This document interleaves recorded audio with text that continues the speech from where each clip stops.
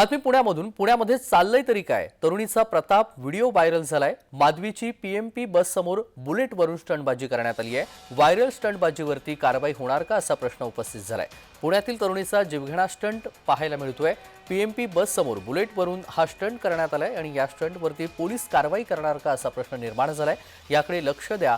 आधी माधवी कुंभार या तरुणीने प्रसिद्धीसाठी हे रील केलेलं होतं, मात्र तिचा एक व्हिडिओ पुन्हा एकदा चर्चेमध्ये आलेला आहे। व्हायरल रीलवरती पोलीस कारवाई करणार का हे पाहणं आता महत्त्वाचं ठरणार आहे।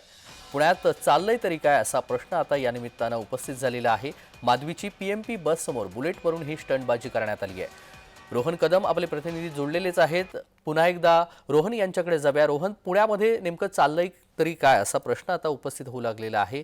अशा पद्धतीनं रील व्हायरल होणं आणि त्यानंतर पोलीस देखील या रीलवरती कारवाई करतात, मात्र तातडीनं जर कारवाई झाली तर असे रील रोखणं गरजेचं आहे।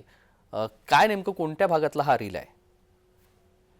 त्याच्यात जी माहिती मिळते त्या माहितीनुसार आनंदनगर परिसरातील हा सगळा जो आहे तो व्हिडिओ आहे आणि खऱ्या अर्थाने पाहायला गेलं तर मोठ्या प्रमाणामध्ये व्ह्यूज मिळतात, म्हणून अशा प्रकारचे व्हिडिओज तरुणांकडून रील स्टार कडून जे ते केले जातात आणि रील्स बनवून ते सोशल मीडिया प्लॅटफॉर्मवरती प्रसिद्ध देखील केले जातात आणि त्यातून अधिकचे व्ह्यूज जे आहेत ते मिळवून त्यांच्यामध्ये स्पर्धा सुरू असते। यापूर्वी देखील माधवी नावाच्या एका युवतीचा जो आहे तो व्हिडिओ अशाच प्रकारे बुलेटवरती उभं चढून स्टंट करताना पाहायला मिळाला होता आणि आता पुन्हा एक अशाच प्रकारचा व्हिडिओ जो आहे तो अगदी पीएमपीएल समोर एक तरुणी जी आहे ती करताना पाहायला मिळते।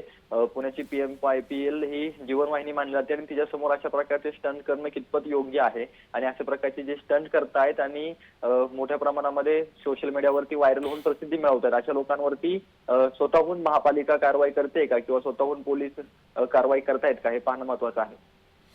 अगदी रोहन सोबतच राहा, अजून एका बातमीची अपडेट आपल्याकडून जाणून घ्यायची आहे।